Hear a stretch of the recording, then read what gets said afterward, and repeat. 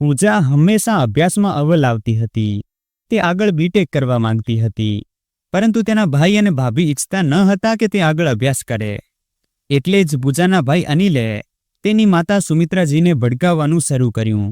અનિલે કહ્યું, મમ્મી, આ પૂજાને બીટેક કરાવવાની શું જરૂર છે? જેટલા રૂપિયા તમે તેના અભ્યાસમાં ખર્ચશો એટલામાં તો તેના લગ્ન થઈ જશે. સુમિત્રાજીએ કહ્યું, અનિલ બેટા, તું આવું કેમ બોલે છે? તું તો સારી રીતે જાણે છે કે તારી બહેન અભ્યાસમાં કેટલી હોશિયાર છે. અનિલે સમજાવવાનો પ્રયાસ કરતા કહ્યું, અરે મમ્મી, તમે મારી વાત સમજવાનો પ્રયાસ કરો. તેને બીટેક કરાવવાથી આપણને કોઈ ફાયદો નથી થવાનો. બીટેક કરીને તે કાલે સાસરે ચાલી જશે અને જે કમાશે તે પોતાના સાસરિયાને આપશે. તો પછી તેના પર આટલો ખર્ચ કેમ કરવો? સુમિત્રાજીએ જવાબ આપ્યો, જો બેટા, હું તને પ્રેમ કરું છું. એનો મતલબ એ નથી કે તારી ખોટી વાત પણ માની લઉં. તને તો અભ્યાસ સાથે કોઈ લેવા દેવા નહોતી, અને જ્યારે તારી બહેન અભ્યાસ કરીને પોતાના પગ પર ઊભી રહીને માતા પિતાનું નામ રોશન કરવા માંગે છે, તો તું તેનાથી બળી રહ્યો છે. પછી તે સમજાવતા બોલ્યા, જો અનિલ બેટા, તે આજ સુધી મને જે કહ્યું તે બધી વાતો હું માની, પરંતુ આ પૂજાના ભવિષ્યનો સવાલ છે, એટલે આપણે તેનો અભ્યાસ અધવચ્ચે નહીં રોકી શકીએ. અનિલે ગુસ્સામાં કહ્યું, ઠીક છે, તો મારે શું કરવું? કાલે કોલેજમાં જશે, કંઈક ઊંચ નીચ થઈ જાય તો મને ના કહેતા. સુમિત્રાજીએ કહ્યું, અનિલ, હું પૂજાને બહુ સારી રીતે ઓળખું છું. તે ક્યારેય એવું નહીં કરે કે જેનાથી આપણી બદનામી થાય. મને મારી દીકરી પર આટલો ભરોસો તો છે. અનિલ પોતાની માતાના મોઢેથી બહેનના વખાણ સાંભળીને ગુસ્સામાં બબડતો પોતાના રૂમમાં ચાલ્યો ગયો. રામકિશનજીએ સુમિત્રાજીની બધી વાતો સાંભળી લીધી હતી. આજે તેમને ખૂબ સારું લાગી રહ્યું હતું, કારણ કે સુમિત્રાજીએ પહેલી વાર પોતાની દીકરી પૂજાનો સાથ આપ્યો હતો. નહીં તો તેઓ હંમેશા પોતાના દીકરાની સાથે ઊભા રહેતા હતા. સાંજે પૂજા કોલેજથી ઘરે આવી તો પોતાની માતા સુમિત્રાજીને ઉદાસ જોઈને બોલી, શું થયું મમ્મી? ભાઈએ કંઈ કહ્યું છે શું? સુમિત્રાજીએ કહ્યું, ના, કંઈ નથી કહ્યું બેટા, પણ તું મારી એક વાત ધ્યાનથી સાંભળજે. બેટા, અત્યાર સુધી જેમ તે ખૂબ મન લગાવીને અભ્યાસ કર્યો છે, આગળ પણ સારી રીતે અભ્યાસ કરજે અને પોતાના પગ પર ઊભી રહીને બતાવજે. હું ઈચ્છું છું કે મારી દીકરી ખૂબ સારી નોકરી કરે, તને ક્યારેય કોઈ વસ્તુની તકલીફ ન થાય, સાસરિયા તને ક્યારેય પરેશાન ન કરે. પૂજાએ કહ્યું, અરે મમ્મી, તમને શું થયું છે? આટલા પરેશાન કેમ થાઓ છો? તમે મારી બિલકુલ ચિંતા ન કરો. જુઓ, એક દિવસ તમને મારા પર ખૂબ ગર્વ થશે. એમ કહીને પૂજાએ પોતાની માતાને ગળે લગાવી લીધી. સમય પોતાની ગતિએ ચાલતો રહ્યો. પૂજાનું બીટેક પૂરું થતાં જ તેની એક ખૂબ સારી કંપનીમાં પસંદગી થઈ ગઈ. ઘરમાં ખુશીનો માહોલ છવાઈ ગયો હતો. બધા લોકો ખૂબ ખુશ હતા, પરંતુ પૂજાના ભાઈ અને ભાભી બિલકુલ ખુશ ન હતા. તેમને પૂજાથી ખૂબ જલન થઈ રહી હતી. ગામના બધા લોકો રામકિશનજી અને સુમિત્રાજીને અભિનંદન આપી રહ્યા હતા. એક સગાએ કહ્યું, રામકિશનજી, તમારી દીકરીએ તો એ કરી બતાવ્યું જે તમારા દીકરાએ ન કર્યું. તમે બિલકુલ સાચું કહ્યું હતું કે છોકરા અને છોકરીઓમાં કોઈ ફરક નથી. જો છોકરીઓને ભણાવવામાં આવે તો તેઓ પણ પોતાના માતા પિતાનું નામ રોશન કરી શકે છે. રામકિશનજીએ કહ્યું, બિલકુલ સાચું કહો છો. આજકાલ છોકરીઓને ભણાવવું ખૂબ જરૂરી થઈ ગયું છે. આ સાંભળીને દૂર ઉભેલા પૂજાના ભાઈ અને ભાભી બળીને રાખ થઈ ગયા હતા. એક અઠવાડિયું પસાર થયું ત્યાં ઘરમાં બીજી ખુશખબર આવી. પૂજાની ભાભી માતા બનવાની હતી. બધા લોકો નાના મુન્નાના આગમનની ખુશી મનાવવા લાગ્યા. ધીમે ધીમે સમય પસાર થતો ગયો. હવે પૂજાની ભાભી સવિતા કોઈ કામ નહોતી કરતી, બસ આખો સમય પથારીમાં આરામ કરતી. એટલું જ નહીં, સુમિત્રાજી તેનું ભોજન પણ તેના રૂમમાં પહોંચાડતા, જેથી વહુને કોઈ તકલીફ ન થાય. એક દિવસ પૂજાની ભાભી સવિતાએ પૂજાને પોતાના રૂમમાં બોલાવી અને કહ્યું, પૂજા, મારી ગર્ભાવસ્થામાં કંઈક સમસ્યા થઈ ગઈ છે, એટલે મને 1 લાખ રૂપિયાની જરૂર છે. તું તો તારા ભાઈની કમાઈને સારી રીતે જાણે છે. તેની પાસે કોઈ બચત નથી. પૂજાને પોતાની ભાભીનું વર્તન થોડું વિચિત્ર લાગ્યું, પરંતુ તેણે કંઈ ન કહ્યું. ત્યારે સવિતાએ ફરીથી કહ્યું, પૂજા, મમ્મી પપ્પાને આ વિશે કંઈ ન કહેતી, નહીં તો તેઓ પરેશાન થઈ જશે. પૂજાએ કહ્યું, ઠીક છે ભાભી, હું કાલે જ્યારે ઓફિસ જઈશ ત્યારે નીકાળીને લઈ આવીશ. હવે બિલકુલ પરેશાન ન થાઓ. બસ પોતાનું અને બાળકનું ધ્યાન રાખજો. પૈસાની કોઈ સમસ્યા થાય તો એ બધું હું સંભાળી લઈશ. એમ કહીને પૂજા પોતાના રૂમમાં ચાલી ગઈ. તેણે પોતાના મમ્મી પપ્પા સાથે આ વિશે કોઈ વાત ન કરી અને બીજા દિવસે 1 લાખ રૂપિયા લઈને પોતાની ભાભીને આપી દીધા. રૂપિયા જોઈને સવિતા ખૂબ ખુશ થઈ ગઈ. ભાભીએ કહ્યું, ભાઈ તો કાલે ઓફિસ જશે. જો તું કહે તો હું તારી સાથે હોસ્પિટલ જઈશ. હા સાંભળીને સવિતા થોડી ગભરાઈ ગઈ અને બોલી, તું ચિંતા ન કર પૂજા, તું તારી ઓફિસ જા. તારા ભાઈએ કહ્યું હતું કે તેઓ કેબ કરી દેશે અને હોસ્પિટલ આવી જશે.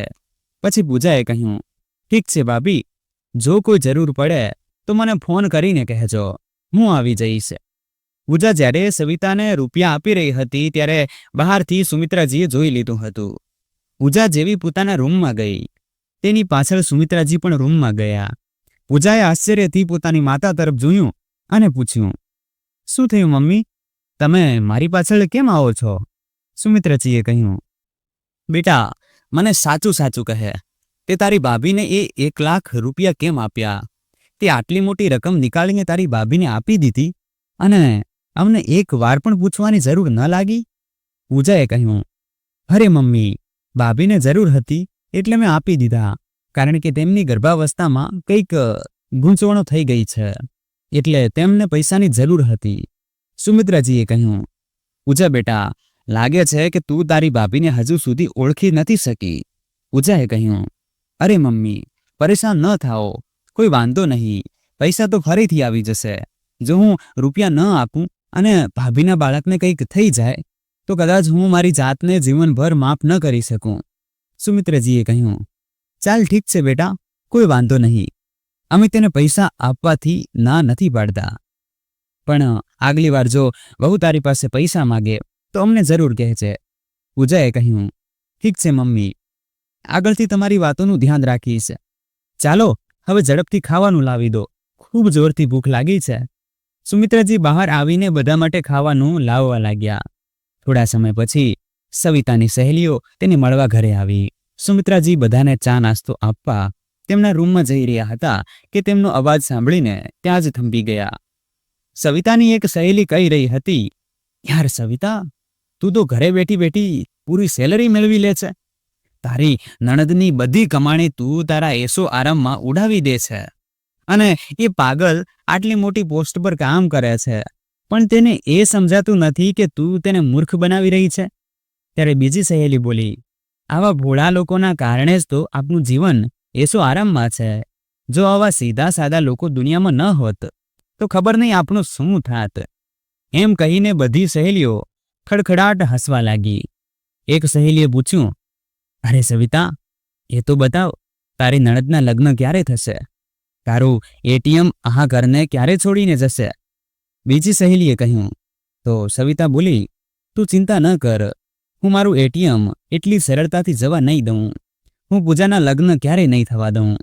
જ્યાં પણ તેના લગ્ન નક્કી થશે હું એ લોકોને એટલું સારું ખરાબ કહી દઈશ કે એ લોકો જાતે જ ના પાડી દેશે. આજે સુમિત્રાજીને સમજાયું કે અનિલ પૂજાના લગ્ન કરવા માટે કેમ ના પાડતો હતો. એ લોકો તો ઈચ્છતા જ ન હતા કે પૂજાના લગ્ન થાય. એ તો ફક્ત પોતાની બહેનની કમાણી પર આખી જિંદગી એશ કરવા માંગતા હતા. સુમિત્રાજી ચૂપચાપ પાછા પોતાના રૂમમાં આવી ગયા અને આવીને પોતાની દીકરી પૂજાને આખી સચ્ચાઈ જણાવી દીધી. પૂજાને વિશ્વાસ નહોતો આવતો કે તેના ભાઈ અને ભાભી તેના વિશે આવું વિચારે છે. તેણે કહ્યું, મમ્મી, તમે બિલકુલ ચિંતા ન કરો, હવે ભાઈ અને ભાભીને સબક હું શીખવીશ. સમય પસાર થયો તો રામકિશનજીએ સારું ઘર જોઈને પોતાની દીકરી પૂજાનો સંબંધ નક્કી કરી દીધો અને 1 મહિના પછી લગ્ન પાકા થઈ ગયા. આ જોઈને તેમના દીકરા અને વહુના પગ નીચેથી જમીન સરકી ગઈ. તેમણે તો વિચાર્યું પણ નહોતું કે પૂજાના લગ્ન આટલી ઝડપથી થઈ જશે. પૂજાએ પોતાની માતા સાથે મળીને લગ્નની તૈયારીઓ શરૂ કરી દીધી હતી. અહીંયા તેના ભાઈ અને ભાભીએ તેનો સંબંધ તોડવાની ખૂબ કોશિશ કરી, પણ સફળ ન થયા. હજી લગભગ 1 અઠવાડિયું જ પસાર થયું હતું કે સવિતાએ કહ્યું, પૂજા, મને 50,000ની જરૂર છે. પૂજાએ કહ્યું, ભાભી, મેં મારી બધી પેમેન્ટ મમ્મીના ખાતામાં ટ્રાન્સફર કરી દીધી છે, એટલે જો તમને વધુ જરૂર હોય તો હું મમ્મી પાસેથી લઈને તમને આપી દઈશ. સવિતા નહોતી ઈચ્છતી કે આ વાત મમ્મીજીના કાને પડે, એટલે તેણે કહ્યું, ના, રહેવા દે, હું અનિલને કહીને ગોઠવણ કરાવી લઈશ. એમ કહીને તે ત્યાંથી ચાલી ગઈ. આજે સવિતાને વિશ્વાસ નહોતો આવતો કે પૂજાએ તેને પૈસા માટે ના પાડી દીધી. સમય પસાર થયો તો 1 મહિના પછી રામકિશનજીએ ખૂબ ધામધૂમથી પોતાની દીકરી પૂજાના લગ્ન કરીને તેને વિદાય કરી દીધી. સાસરે પૂજાની સાસુ વિમલાજીએ પણ પોતાની વહુનું ખૂબ સારું સ્વાગત કર્યું. લગ્નની બધી રસમો પૂરી કરીને પૂજા 2 દિવસ પછી પગફેરાની રસમ માટે પોતાના પિયર આવી. સુમિત્રાજીએ પૂછ્યું, દીકરી, ત્યાં બધા લોકો કેવા છે? તને કોઈ તકલીફ તો નથી ને? પૂજાએ કહ્યું, ના મમ્મી, તમે ચિંતા ન કરો, ત્યાં બધા લોકો મારું ખૂબ સારું ધ્યાન રાખે છે. ત્યારે અંદરથી પૂજાની ભાભી સવિતા બહાર નીકળતા બોલી, 4 દિવસની ચાંદની પછી અંધારી રાત. હજી તું ત્યાં નવી નવી છે એટલે બધા તારું ધ્યાન રાખે છે. થોડા દિવસો પછી તેમનો અસલી રંગ તારી સામે આવવા લાગશે. ભાભીના મોઢેથી આવા શબ્દો સાંભળીને પૂજાને ખૂબ ખરાબ લાગ્યું, પણ તેણે કંઈ ન કહ્યું અને બીજે દિવસે પોતાના પતિ સુમિત સાથે પાછી પોતાના સાસરે ચાલી ગઈ. થોડા દિવસો પછી પૂજાએ પોતાની ઓફિસ જોઈન કરી લીધી. ધીમે ધીમે દિવસો પસાર થવા લાગ્યા અને 1 મહિનો વીતી ગયો. સેલેરી આવતા જ પૂજાએ ₹10,000 પોતાની માતાના ખાતામાં મોકલી દીધા અને બાકીના બચેલા પોતાની સાસુમાના હાથમાં આપી દીધા. જ્યારે પૂજાના સસરા શ્યામલાલજીએ વિમલાજીને રૂપિયા આપતા જોયા તો તેઓ બોલી ઉઠ્યા, અરે વહુ, તારે પૈસા આપવાની જરૂર નથી. મને ખુદને એટલા પૈસા મળ્યા છે કે આપણા પોતાના રૂપિયા પણ ખર્ચ નથી કરી શકતા. અમે તો આજ સુધી સુમિત પાસેથી પણ ક્યારેય પૈસા નથી લીધા, તો પછી તારી પાસેથી કેવી રીતે લઈ શકીએ? વિમલાજી બોલી ઉઠ્યા, અરે તમે શું વાતો કરો છો? વહુ આટલા પ્રેમથી આપે છે તો ભલા અમે તેને કેવી રીતે ના કહી શકીએ? એમ કહીને વિમલાજી એ પૈસા લઈને પોતાના રૂમમાં ચાલી ગઈ. આ જોઈને શ્યામલાલજીને થોડું વિચિત્ર લાગ્યું કે જ્યારે દીકરો આને રૂપિયા આપતો હતો તો આ રૂપિયા લેવાની ના પાડી દેતી હતી, તો પછી આજે આણીએ વહુ પાસેથી પૈસા કેમ લીધા? ખબર નહીં આના મગજમાં પણ શું ચાલે છે. વિચારતા વિચારતા શ્યામલાલજી પોતાના રૂમમાં ચાલ્યા ગયા. થોડી વાર પછી વિમલાજીએ વહુને પૂછ્યું, વહુ, તને કેટલી સેલરી મળે છે? પૂજાએ કહ્યું, મમ્મીજી, ₹60,000 મળ્યા છે. વિમલાજીએ કહ્યું, અચ્છા વહુ, તેમાંથી ₹40,000 તો તે મને આપી દીધા, બાકીના તો તારા ખાતામાં જ પડ્યા હશે ને? પૂજાએ કહ્યું, ના મમ્મીજી, તેનાથી ₹10,000 મેં મારી મમ્મીના ખાતામાં મોકલી દીધા. વિમલાજીએ કહ્યું, વહુ, તે તારી મમ્મીના ખાતામાં પૈસા કેમ મોકલ્યા? હવે તારા લગ્ન થઈ ગયા છે એટલે તેમને રૂપિયા મોકલવાની કોઈ જરૂર નથી. પૂજાએ કહ્યું, ના મમ્મીજી, જ્યારે મારી નોકરી નહોતી લાગી ત્યારે જ મેં નક્કી કરી લીધું હતું કે જ્યારે પણ મારી નોકરી લાગશે તો હું મારી સેલેરીમાંથી ₹10,000 મારા મમ્મી પપ્પાના ખાતામાં જરૂર મૂકીશ, જેથી વૃદ્ધાવસ્થામાં તેમને કોઈ તકલીફ ન થાય. કારણ કે ભાઈ અને ભાભીનો તો કોઈ ભરોસો નથી, તેઓ તેમનો સાથ આપશે કે નહીં. જો મમ્મી પપ્પાને ક્યારે કોઈ સમસ્યા થાય તો કોઈની સામે તેમને હાથ ન ફેલાવવો પડે, એટલે ₹10,000 હંમેશા તેમના ખાતામાં મૂકતી રહીશ. કારણ કે આજે હું જે કંઈ પણ છું તે તેમના કારણે જ છું. પોતાની વહુની વાતો સાંભળીને શ્યામલાલજીને ખૂબ ગર્વ થઈ રહ્યું હતું કે તેમને પૂજા જેવી વહુ મળી, પણ પોતાની પત્નીની વાતો સાંભળીને તેમને ખૂબ ગુસ્સો આવી રહ્યો હતો. વિમલાજી બોલ્યા, વહુ, હવેથી તું મારા ખાતામાં ₹50,000 મોકલતી રહે છે, ઠીક છે? પૂજાએ કહ્યું, ઠીક છે મમ્મીજી. એમ કહીને પૂજા પોતાના રૂમમાં ચાલી ગઈ. પણ શ્યામલાલજી વિમલાજી પર ખૂબ ગુસ્સે હતા. તેમણે કહ્યું, વિમલા, આ બધું શું હતું? તને વહુની સેલરી સાથે શું લેવા દેવા? હું જેટલું કમાઉં છું તે તારા માટે ઓછું પડવા લાગ્યું છે શું? જો ઓછું પડે છે તો મને કહે, હું નિવૃત્ત થઈ ગયો છું. એનો મતલબ એ નથી કે હું તારી જરૂરિયાતો પૂરી નથી કરી શકતો. શ્યામલાલજીને ગુસ્સામાં જોઈને વિમલાજી કંઈ ન બોલ્યા અને પગ પટકતા પોતાના રૂમમાં જતા રહ્યા. સમય પોતાની ગતિએ ચાલતો રહ્યો. હવે પૂજાના લગ્નને પૂરા 3 વર્ષ વીતી ગયા હતા, પણ હજી સુધી તે માતા નહોતી બની શકી, જેના કારણે વિમલાજી તેને હંમેશા બાંજ કહીને બોલાવવા લાગ્યા. સુમિતનું વર્તન પણ 2 વર્ષ સુધી તો સારું રહ્યું, પણ હવે બાળકના કારણે તે પણ પૂજાથી દૂર રહેવા લાગ્યો. તેણે હવે ઘરે આવવું ઓછું કરી દીધું હતું અને મુંબઈમાં જ રૂમ ભાડે લઈને રહેવા લાગ્યો હતો. જો ઘરે આવતો તો વધુમાં વધુ સમય પોતાની માતા સાથે જ વિતાવતો. પૂજાએ તેને ઘણી વખત સમજાવવાની કોશિશ કરી કે મારામાં કોઈ ખામી નથી, એક વખત ડોક્ટરને બતાવી લઈએ, પણ સુમિતે તેની કોઈ વાત ન સાંભળી. આવી જ રીતે 1 વર્ષ વધુ વીતી ગયું. આ 1 વર્ષમાં સુમિત માત્ર એક જ વખત ઘરે આવ્યો હતો, તે પણ 1 દિવસ માટે. પણ હા, વિમલાજી કોઈને કોઈ બહાનું બનાવીને દર 1-2 મહિને એમ કહીને 1-2 અઠવાડિયા માટે ક્યાંક બહાર જતા કે તેઓ પોતાના સગા પાસે જઈ રહ્યા છે. આ વખતે 1 મહિના માટે તેઓ ઘરની બહાર જઈ રહ્યા હતા. પૂજાએ પૂછ્યું તો વિમલાજી બોલ્યા, સુમિતની તબિયત ખરાબ છે એટલે મારે તેની પાસે જવું છે. પૂજાએ કહ્યું, મમ્મીજી, મારી તો ગઈકાલે જ સુમિતજી સાથે વાત થઈ હતી.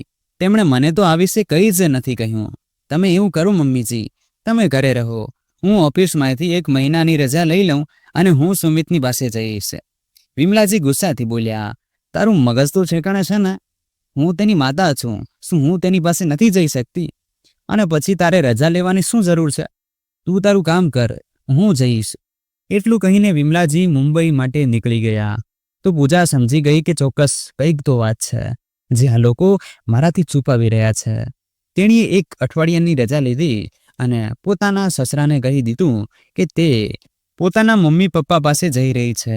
પણ તે ત્યાં ન જઈને મુંબઈ માટે નીકળી ગઈ અને મુંબઈ પહોંચીને એક હોટેલમાં ઉતરી ગઈ, કારણ કે તેણીએ નક્કી કરી લીધું હતું કે હવે તે સચ્ચાઈ જાણીને જ રહેશે કે છેલ્લા 2 વર્ષથી શું ચાલી રહ્યું છે. સુમિતની ઓફિસ સાંજે 6 વાગે બંધ થતી હતી અને પૂજા તેની ઓફિસની બહાર 5:30 વાગે પહોંચી ગઈ હતી. બરાબર 6 વાગે સુમિત પોતાની ઓફિસમાંથી બહાર નીકળ્યો અને પૂજાએ તેનો પીછો કર્યો. સુમિત જ્યાં પહેલા ભાડે રહેતો હતો ત્યાં ન ગયો, પણ તે તો કોઈ બીજા મકાનમાં ગયો. આ જોઈને પૂજા આશ્ચર્યમાં પડી ગઈ. તેણે ઘરની નેમ પ્લેટ પર જોયું તો ત્યાં રવીના ચૌધરી નામ લખેલું હતું. પૂજા કંઈક વિચારી શકે તે પહેલા તેણે જોયું કે બાજુના ઘરમાંથી એક અમ્માજી બહાર નીકળી રહ્યા હતા. પૂજા તેમની પાસે ગઈ અને બોલી, આંટીજી, આ રવીના ચૌધરી કોણ છે? તેમના વિશે તમને કંઈક ખબર છે? તો અમ્માજીએ કહ્યું, હા બેટા, રવીના સુમિતની પત્ની છે અને હાલ તેની ગર્ભાવસ્થાનો 9મો મહિનો ચાલી રહ્યો છે, એટલે તેની સાસુ આવી છે. હા સાંભળતા જ પૂજાના પગ નીચેથી જમીન સરકી ગઈ. તેને વિશ્વાસ નહોતો આવતો કે તેની પીઠ પાછળ આ બધું શું થઈ રહ્યું છે. એક પળ માટે તેને એવું લાગ્યું જાણે તેની આખી દુનિયા જ ઉજળી ગઈ હોય. પછી અમ્માજીએ કહ્યું, બેટા, આ રવીના છે ને, તેના લક્ષણ મને ઠીક નથી લાગતા. જ્યારે સુમિત ઓફિસે જાય છે તો પછી આ ઘરમાં રોજ એક છોકરો આવે છે, તે પોતાના પતિને જ દગો આપી રહી છે. બેટા, અમ્માજીની વાત સાંભળીને પૂજા વિચારવા લાગી. દગો તો તેને મળશે જ, તેણે પણ તો પોતાની પત્નીને દગો આપ્યો છે ને. અહીંયાથી પૂજા પાછી પોતાના સાસરે આવી ગઈ. તો શ્યામલાલજીએ કહ્યું, બેટા, તું તો 1 અઠવાડિયા માટે ગઈ હતી ને, પછી આટલી ઝડપથી કેવી રીતે પાછી આવી ગઈ? તો પૂજા જોર જોરથી રડવા લાગી. આ જોઈને શ્યામલાલજી ગભરાઈ ગયા. શું થયું બેટા? ત્યાં બધું ઠીક તો છે ને? હા પપ્પાજી, ત્યાં તો બધું ઠીક છે, પણ અહીં કંઈ જ ઠીક નથી. આ ઘરમાં હવે મારું કંઈ જ બચ્યું નથી. હવે હું મારા ઘરે પાછી જવા માંગુ છું અને પછી પાછી ક્યારેય નહીં આવું. તો શ્યામલાલજીએ કહ્યું, બેટા, તું આવું કેમ બોલે છે? આખરે શું થયું છે? તો પૂજાએ શ્યામલાલજીને આખી સચ્ચાઈ જણાવી દીધી. હવે તેણીએ નક્કી કરી લીધું હતું કે તે સુમિતને છૂટાછેડા આપીને જ રહેશે. તેણીએ છૂટાછેડાના કાગળો તૈયાર કરાવી લીધા. લગભગ 2 મહિના પછી જ્યારે વિમલાજી ઘરે પાછા આવ્યા તો પૂજાએ કહ્યું, મમ્મીજી, મને હકીકતની જાણ થઈ ગઈ છે. સુમિતે બીજા લગ્ન કરી લીધા છે અને એ છોકરી માતા બની ગઈ છે, એટલે તમે તેની પાસે ગયા હતા. જ્યારે મને સચ્ચાઈની ખબર પડી તો મને વિશ્વાસ જ નહોતો આવતો કે તમે લોકો મારી સાથે આટલી મોટી ગેમ રમી શકો. એટલું સાંભળતા જ વિમલાજીના ચહેરા પરથી પરસેવો ટપકવા લાગ્યો, કારણ કે હવે તેમની અને સુમિતની પોલ એકદમ ખુલી ગઈ હતી. પૂજાએ એ છૂટાછેડાના કાગળો સીધા સુમિતના સરનામે મોકલી દીધા, જે જોઈને સુમિતના પગ નીચેથી જમીન સરકી ગઈ. તેણે તો વિચાર્યું હતું કે જીવનભર આવું જ ચાલતું રહેશે, પણ હવે હકીકતની જાણ થઈ ગઈ હતી. તો તેણે છૂટાછેડાના કાગળો પર સહી કરી દીધી અને આ રીતે બંનેના છૂટાછેડા થઈ ગયા. પૂજા પોતાના પિયર આવી ગઈ. પૂજાને અચાનક સામાન સાથે જોઈને સુમિત્રાજી આશ્ચર્યમાં પડી ગયા. શું થયું બેટા, બધું ઠીક તો છે ને? કંઈ જ ઠીક નથી માં, એમ કહીને પૂજા સુમિત્રાજીના ગળે લાગીને જોર જોરથી રડવા લાગી અને આખી સચ્ચાઈ જણાવી દીધી, જે સાંભળીને માતા પિતા પણ અંદરથી તૂટી ગયા. પણ થવાનું કોણ ટાળી શકે? ધીમે ધીમે 1 વર્ષ વીતી ગયું. હવે પૂજાએ પણ પોતાના ઘરવાળાની જીદ પર પોતાની કંપનીમાં કામ કરતા વિકાસ સાથે લગ્ન કરી લીધા. વિકાસે પહેલેથી જ એક વૃદ્ધાશ્રમ ખોલી રાખ્યું હતું. હવે પૂજા પણ પોતાની અડધી કમાણી એ જ વૃદ્ધાશ્રમમાં દાન કરવા લાગી. પૂજાના બીજા લગ્નને 6 મહિના જ થયા હતા કે ત્યારે એક દિવસ તેને ખબર પડી કે તે માતા બનવાની છે. આ જોઈને આજે તેની ખુશીઓનું કોઈ ઠેકાણું નહોતું. તે મનમાં વિચારી રહી હતી કે જે ખામીના કારણે સુમિતે તેને છોડી દીધી હતી, એ ખામી તો તેનામાં હતી જ નહીં. ખેર, હવે એ વાતને વિચારીને શું ફાયદો? થોડા સમય પછી પૂજાએ એક સુંદર દીકરાને જન્મ આપ્યો, જેનું નામ તનુજ રાખ્યું. હવે પૂજા પાસે કોઈ વસ્તુની કમી નહોતી. ખુશીઓથી ભરેલા દિવસો પાંખો લગાવીને ઉડવા લાગ્યા. પણ ત્યારે એક દિવસ પૂજાની સહેલી રચનાએ તેને કહ્યું કે આજે તેણે તેની સાસુ વિમલાજીને રસ્તા પર ભીખ માંગતા જોયા હતા. તે તેમને ઓળખી ગઈ, એટલે તેને એ જ વૃદ્ધાશ્રમમાં મૂકીને આવી છે. આ સાંભળીને પૂજા આશ્ચર્યમાં પડી ગઈ. તેણે કહ્યું, તે કોઈ બીજાને જોયા હશે, તે ભલા અહીં રસ્તા પર ભીખ કેમ માંગશે? ના પૂજા, તું ઈચ્છે તો તારા વૃદ્ધાશ્રમમાં જઈને જોઈ લે. એ તારી સાસુ વિમલાજી જ હતા. પૂજાએ એ સમયે રચનાને કંઈ ન કહ્યું અને ઘરે પાછી આવી ગઈ. પૂજાને હવે બધું જાણવાની ઉત્સુકતા થઈ રહી હતી કે આખરે આ 3 વર્ષમાં એવું શું થયું જેના કારણે તેની જૂની સાસુમાની આવી હાલત થઈ ગઈ. બીજે દિવસે પૂજાએ પોતાની ઓફિસમાંથી રજા લીધી અને વૃદ્ધાશ્રમમાં પહોંચી ગઈ. ત્યાં જઈને જોયું તો સામે વિમલાજીને જોઈને તે આશ્ચર્યમાં પડી ગઈ. વિમલાજીએ પૂજાને સામે જોઈને ફૂટી ફૂટીને રડવાનું શરૂ કર્યું. પ્લીઝ પૂજા, મને માફ કરી દે. અમે તારી સાથે ખૂબ ખોટું કર્યું અને તેની સજા આજે હું ભોગવી રહી છું. વિમલાજી રડતા રહ્યા. પૂજાએ તેમને ઊભા કર્યા, ખુરશી પર બેસાડીને પાણી પીવડાવ્યું અને પછી બોલી, અચ્છા, તો વિમલાજી મને કહો કે તમારી સાથે શું થયું જેના કારણે તમે અહીં પહોંચી ગયા? જ્યારે વિમલાજીએ પૂજાના મોઢેથી પોતાના માટે મમ્મીજી નહીં પણ વિમલાજી સાંભળ્યું તો તેમને ખૂબ દુઃખ થયું. તેમણે કહ્યું, બેટા, તું અહીં મને મમ્મી કહીને બોલાવી શકે છે. તો પૂજા બોલી, ના વિમલાજી, એ અધિકાર તો તમે ક્યારનો ગુમાવી દીધો છે. હવે તમે મારા માટે માત્ર એક સામાન્ય સ્ત્રી છો, એટલે હું તમને મમ્મીજી કહીને નથી બોલાવી શકતી. અને હા, તમારી સાથે શું થયું જો તમે ઈચ્છો તો જણાવી શકો છો, નહીં તો કોઈ વાંધો નથી. તો વિમલાજી પોતાનું દિલ હળવું કરવા માંગતા હતા. તેમણે કહ્યું, પૂજા, જ્યારે તું એ ઘર છોડીને ચાલી ગઈ ત્યારે તારા પપ્પાજીની તબિયત ખરાબ રહેવા લાગી હતી. તું તો જાણે છે ને કે તારા પપ્પાજીને તારી સાથે કેટલી લાગણી હતી. તારા ઘરેથી ચાલ્યા જવાના કારણે તેમને ખૂબ ઊંડો આઘાત લાગ્યો. તેઓ વાત વાતમાં મારા પર ગુસ્સો કરવા લાગ્યા હતા. તેમનું માનવું હતું કે આ બધું મારા કારણે થયું છે. અને એક દિવસ અચાનક તેમની છાતીમાં દુખાવો થવા લાગ્યો.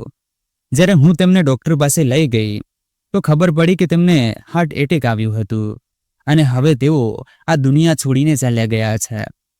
વિમલાજીએ કહ્યું, મેં આ વાત જણાવવા માટે સુમિતને ફોન કર્યો તો ફોન સુમિતે નહીં પણ તેની પત્ની રવિનાએ ઉપાડ્યો હતો. મેં તેને જણાવ્યું કે તારા પિતાજીને હાર્ટ એટેક આવ્યો હતો. તું આગળ કંઈ બોલું તે પહેલાં જ તેણે ફોન કાપી નાખ્યો. તેણે મારી પૂરી વાત પણ ન સાંભળી. મને તો વિશ્વાસ નહોતો આવતો કે રવિના આવું કરી શકે. મેં વિચાર્યું કે કદાચ નેટવર્કના કારણે થયું હશે, એટલે મેં ફરીથી ફોન લગાવ્યો, પણ તેણે બીજી વખત ફોન જ ન ઉપાડ્યો. મને સમજાતું નહોતું કે હું શું કરું. તારા પપ્પાજીનું મૃત શરીર હોસ્પિટલમાં પડ્યું હતું. પછી બપોરે મેં સુમિતને ફોન કર્યો તો આ વખતે સુમિતે જ ફોન ઉપાડ્યો. મેં તેને જણાવ્યું કે તેના પિતાજી આ દુનિયા છોડીને ચાલ્યા ગયા છે. તો તેણે કહ્યું, માં, હું હમણાં હોસ્પિટલ માટે નીકળું છું. હું ત્યાં હોસ્પિટલમાં બેઠી રડતી રહી અને લગભગ 2 કલાક પછી સુમિત હોસ્પિટલ આવી પહોંચ્યો. ત્યાંથી તારા પપ્પાજીનું મૃત શરીર લઈને અમે લોકો ઘરે આવી ગયા. સુમિતે રવિનાને ફોન કરીને જણાવી દીધું હતું કે તેના પપ્પા હવે આ દુનિયામાં નથી. પણ તેમ છતાં રવિના તેમના અંતિમ દર્શન માટે ન આવી. લગભગ 1 અઠવાડિયા પછી રવિના પોતાના બાળક સાથે ઘરે આવી તો સુમિતે તેના પર ગુસ્સો કરતા કહ્યું, હવે તું અહીં શું કરવા આવી છે? જા, ત્યાં જ રહે. તો રવિનાએ નાટક કરતા કહ્યું કે તેની તબિયત ખૂબ ખરાબ થઈ ગઈ હતી અને તે પોતાની તબિયત વિશે જણાવીને તેને પરેશાન નહોતી કરવા માંગતી, એટલે ન આવી. સુમિતે પણ તેની વાત માની લીધી અને તેને માફ કરી દીધી. 1 દિવસ પછી રવિનાએ સુમિતને કહ્યું, સુમિત, મમ્મીજી અહીં એકલા શું કરશે? આપણે એક કામ કરીએ, આ ઘર વેચી દઈએ અને મમ્મીજીને આપણી સાથે લઈને મુંબઈ જઈએ. આ સાંભળીને મને પણ ખૂબ સારું લાગ્યું કે રવિના વહુ મને પોતાની સાથે રાખવા માંગે છે. સુમિતે ઘર વેચવા માટે 2-4 લોકો સાથે વાત કરી અને આખરે 40 લાખ રૂપિયામાં અમારું એ ઘર વેચાઈ ગયું. એ બધા રૂપિયા રવિનાના ખાતામાં ગયા હતા. મને તો એ વાતનો અહેસાસ પણ નહોતો કે રવિના અમને આ રીતે દગો આપશે. પૂજાએ વિમલાજીની વાતને વચ્ચે કાપતા કહ્યું, વિમલાજી, અહેસાસ તો મને પણ નહોતો કે તમે લોકો મને આ રીતે દગો આપશો. તો વિમલાજી બોલ્યા, બેટા, કહેવાય છે ને કે એક દિવસ આપણા કર્મોનું ફળ આપણને જરૂર મળે છે. અને અમને પણ અમારા કર્મોનું ફળ મળવાનું શરૂ થઈ ગયું હતું. ઘર વેચ્યા પછી હું સુમિત અને રવિના સાથે મુંબઈ આવી ગયા. થોડા દિવસો સુધી તો બધું ઠીક રહ્યું, પણ પછી રવિનાએ પોતાનો અસલી રંગ બતાવવાનું શરૂ કર્યું. હવે રવિના ધીમે ધીમે બધું કામ મારી પાસે કરાવવા લાગી. એટલું જ નહીં, તે પોતાના દીકરાની સંભાળ પણ જાતે નહોતી રાખતી. ધીમે ધીમે 2 મહિના વીતી ગયા. આ 2 મહિનામાં ઘણી વખત એવું થયું કે સુમિતના જતા રહેવા પછી કોઈ છોકરો આવતો જેની સાથે રવિના ખૂબ હસી હસીને વાતો કરતી હતી. મેં ઘણી વખત તેને પૂછ્યું કે એ છોકરું કોણ છે, પણ રવિનાએ તેના વિશે મને કંઈ જ ન કહ્યું. એક દિવસ હું ઘરની બહાર નીકળી તો મેં જોયું કે આજુબાજુના લોકો રવિના અને એ છોકરા વિશે ખોટી વાતો કરી રહ્યા હતા. તો મેં ઘરે જઈને રવિના વહુને પૂછ્યું, વહુ, એ છોકરો આ ઘરમાં આવે છે શું? આ વાત સુમિત જાણે છે? મારું એટલું બોલતા જ રવિના ગુસ્સાથી બોલી, મમ્મીજી, તમારે વધારે દિમાગ ચલાવવાની જરૂર નથી. પોતાના કામથી કામ રાખો. જો વધારે જીભ ચલાવવાની કોશિશ કરશો તો આ ઘરમાંથી ધક્કા મારીને બહાર કાઢી દઈશ. તમને ખબર છે ને કે આ ઘર મારા નામે છે? એટલું બોલીને તે પગ પટકતા પોતાના રૂમમાં ચાલી ગઈ. હવે તો એ છોકરાનું આવું જવું રોજનું થઈ ગયું હતું. જ્યારે તેનું મન થાય તે આવી જતો અને રવિના સાથે તેના રૂમમાં બેસી રહેતો. આ જોઈને તો મારી જાન જ નીકળી જતી હતી કે રવિના કેવી રીતે મારા દીકરાને દગો આપી રહી છે. અને હું ઈચ્છવા છતાં કંઈ કરી નહોતી શકતી, કારણ કે રવિનાએ મને ડરાવી ધમકાવીને રાખી હતી કે જો મેં સુમિતને કંઈ પણ કહ્યું તો તે પોતાના દીકરાને જાનથી મારી નાખશે. અને હું અમારા વંશને ગુમાવવા નહોતી માંગતી, એટલે હું ચૂપચાપ સહન કરતી રહી. પણ એક દિવસ મેં એ સાંભળ્યું જેની કલ્પના મેં સપનામાં પણ નહોતી કરી. એ છોકરો અને રવિના બંને રૂમમાં બેસીને હસી હસીને વાતો કરી રહ્યા હતા. હું ત્યાંથી પસાર થઈ રહી હતી કે ત્યારે મેં સાંભળ્યું રવિના એ છોકરાને કહી રહી હતી, સુમિતને ક્યારેય ખબર નહીં પડે કે પ્રિયાંશુ તેનો નથી, પણ આપણા બંનેનો દીકરો છે. આ સાંભળીને તો મારા પગ નીચેથી જમીન જ સરકી ગઈ. મને વિશ્વાસ જ નહોતો આવતો કે જે હું સાંભળી રહી છું તે સાચું છે.